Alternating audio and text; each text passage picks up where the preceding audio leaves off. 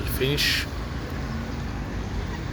العربية اللي جاية تتفنش جاية فينش بس، يعني العربية ربنا ييسر حالها كده ايه في البيع. الفكرة بس ان بص عليها العربية عشان معمولة كتير، ففي عفرات كتير دهانات داخلة جوه بقى العربية من جوه.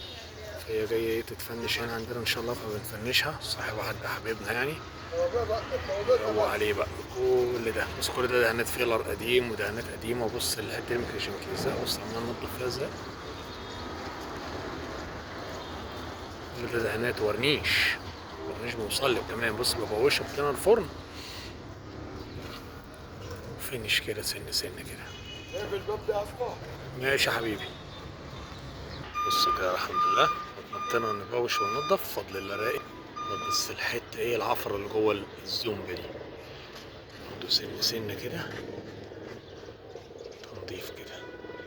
فيلر، عفرات فيلر.